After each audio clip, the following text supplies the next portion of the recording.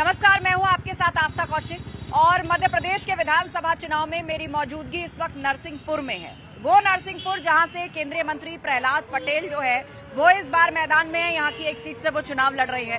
तो चर्चा हर तरफ यही है कि क्या भगवान नरसिंह की धरती पर एक बार फिर से प्रहलाद की परीक्षा होने जा रही है। और चर्चा के लिए हमारे साथ जनता जनार्दन है। यहाँ पर नरसिंहपुर की जनता है, भोपाल की पॉलिटिक्स पर नजर रखती है। आइए इन्हीं से बात करते हैं। क्या नाम है सर आपका? सुशील नेमा। सुशील जी, क्या चल रहा है मध्य प्रदेश की सियासत में? कौन जीत रहा है, कौन कड़ी चुनौती दे रहा है, क्या लग रहा है आपको? अभी तो मध्य प्रदेश में भाजपा सरकार बन रही है और यहाँ से पहले बन रही है, आपने मान लिया कि बन रही है, लेकिन कांग्रेस तो कह रही है कि बहुत कड़ी टक्कर है, इस बार पलट जाएगी बाकी। कांग्रेस तो झूठे वादे करती है और जनता एक बार उनको देख चुकी है, इसलिए निश्चित ही भाजपा सरकार बन रही। अच्छा, भाजपा सरकार बन रही है। आप भाजपा के वोटर है ऐसा लग रहा है? नहीं, मैं भाजपा का वोटर नहीं हूँ, मैं तो व्यवसायी हूँ। अच्छा, व्यवसायी हैं। चलिए और भी बातचीत होगी आपसे। आप बताइए सर, क्या नाम है आपका? आपने तो पता नहीं कितने चुनाव देखे होंगे, कितने चुनाव देखे हैं? चलिए पहले यही बता दीजिए। ये 15 चुनाव तो देख चुका हूँ। अपने जीवन काल में 15 चुनाव, 5 साल में देश में एक बार चुनाव होता है। अच्छा, क्या मूड है इस बार मध्य प्रदेश का? मध्य प्रदेश का मूड इस समय तो दोनों तरफ यानी एक सा दिख रहा है। अच्छा, टक्कर अच्छी है। सरकार अब जिसकी भी बन जाए, कोई निश्चित नहीं कहा जा सकता है कि यानी भाजपा की सरकार बनेगी या कांग्रेस की। अच्छा, तो आपको लग रहा है कि दोनों में कड़ी टक्कर है। चलिए सर, आपका क्या आकलन है? इस बार भाजपा सरकार ने तो महिलाओं के लिए पूरी तरह से खजाना खोल दिया है। लाडली लक्ष्मी योजना, इसके अलावा तमाम महिलाओं के लिए योजनाएं चल रही हैं, तो इससे फायदा होगा क्या? कुछ का तत्काल फायदा हो सकता है, लेकिन जो बुद्धिजीवी वर्ग है वो जानता है कि केवल चुनावी वादे हैं और चुनाव का फायदा देने के लिए, वोटों को खरीदने के लिए। जो में आप देखिए या लोकसभा चुनाव को उठाकर देखिए तो महिलाओं का रुझान बीजेपी की तरफ बढ़ा है। मतलब महिला वोटर्स पर इसीलिए बीजेपी फोकस कर रही है। देश में महिला रिजर्वेशन बिल की बात हो रही है। मोदी के कारण महिलाएं जुड़ी हैं भाजपा से, मोदी के कारण जुड़ी हैं महिलाएं। लेकिन ये मध्य प्रदेश के चुनाव में पिछले 18 साल से भाजपा शासन में, लेकिन लोगों के यहाँ जो प्रतिनिधि हैं अगर वो इतने सक्षम थे तो फिर क्या सीट से उनको बदला गया?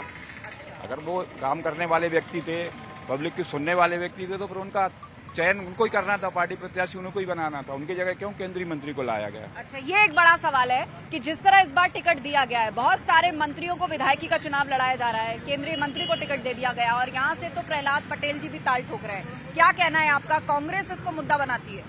नहीं, मुद्दा की कोई जरूरत ही नहीं है। भारतीय जनता पार्टी की कोई भी कार्यकर्ता कहीं से भी चुनाव लड़ सकता है। प्रहलाद जी पटेल भारतीय जनता पार्टी के एक निष्ठावान कार्यकर्ता हैं। वो सांसद का रह चुके हैं। आज उनको पार्टी ने विधायक के लिए चुना है और वो लड़ने के लिए आए हैं। निश्चित भारतीय जनता पार्टी की बहुत बड़ी। लेकिन ये भी चर्चा हो रही है कि सीएम के लिए कई चेहरे हैं। इस बार मुख्य चेहरा शिवराज सिंह चौहान नजर नहीं आते। आप भाजपा का पोस्टर भी उठाकर देखिए, देखा आपने? भारतीय जनता पार्टी का कोई भी कार्यकर्ता मुख्यमंत्री बन सकता है। चेहरे की बात इसलिए हमारे यहाँ कमी नहीं है कि हमारे पास चेहरे अनेक हैं। तो आप लग रहा है आप बीजेपी से जुड़े हुए हैं। ठीक है, चलिए आप क्या कहना चाहते हैं? चूंकि योजनाएं जो हैं जमीन पर हकीकत में सार्थक दिख रही हैं और मैं एक बात आज मतलब मेरे को लग रहा है, चूंकि मैंने आज योगी जी की भी सभा देखी है और इसके पहले भी करीब 5-6 महीने से देख रहा हूँ, लाडली बहना का अंडर करंट है।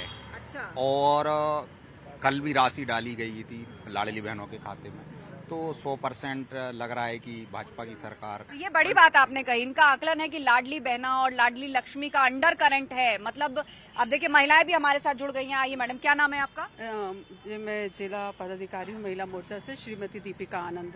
अच्छा, आप बीजेपी से ही हैं? तो बताइए, सिर्फ महिलाओं के भरोसे कितना बेड़ा पार होगा इस सरकार का? सिर्फ महिलाओं के भरोसे नहीं, हम बीजेपी की सरकार ने सभी के लिए, हर वर्ग के लिए, चाहे वो पुरुषों में, सभी के लिए काम किया है वो जी।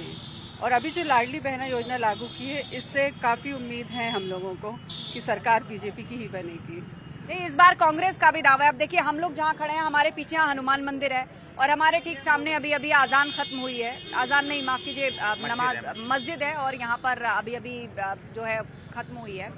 तो राम मंदिर का भी जिक्र हो रहा है इस चुनाव में, हिंदुत्व का जिक्र हो रहा है, सनातन का जिक्र हो रहा है। तो ऐसा कांग्रेस आरोप लगाती है कि ये जिक्र आप तब करते हैं जब अपने काम पर भरोसा नहीं होता। नहीं, काम पे भरोसा है और हम हिंदू हैं, हम सनातनी हैं, हम सनातन की बात सदैव करते हैं, करते थे और करते रहेंगे। जब हम सत्ता में नहीं थे तब भी हम बात करते थे, हम सत्ता में हैं तो अब हम और डंके की चोट पे बोल रहे हैं कि अयोध्या में हम मंदिर बनवा रहे हैं। आप सबका स्वागत है। अच्छा, अयोध्या मंदिर का बार बार जिक्र किया जा रहा है, बार बार जिक्र हो रहा है। हाँ। राम मंदिर की बात करने वाले और राम पर बात करने वाले इस शहर में जो हैं, वो एक ट्रस्ट की जमीन, राम मंदिर की ट्रस्ट की जमीन शासन अस्पताल के लिए दे रहा है। राम की बात करने वाले सरकारी जमीन पे अस्पताल नहीं बनवा रहे हैं, राम मंदिर की ट्रस्ट की जमीन पे अस्पताल बनवाई जा रही है। राम मंदिर की बात करने वाले राम मंदिर की दुकानों पे कब्जा करके बैठे हुए हैं। यहाँ 300 रुपए किराया देके वो कर रहे हैं। जब वहाँ उनको थोड़ा खाली कराने की बात आती है राम मंदिर के कॉम्प्लेक्स को, तो भाजपा के लोग ही जाके स्टे लेके आ जाते हैं। अच्छा, ठीक है, चलिए कुछ और बनता, कोई भी बनाता उसको, सुप्रीम कोर्ट का फैसला आने के बाद में जो भी सरकार होती वो राम मंदिर बनवाती है। वहाँ राम मंदिर निर्माण की एक समिति है, वो समिति उसको बनवाती है। आप युवाएं क्या कहना चाहते हैं?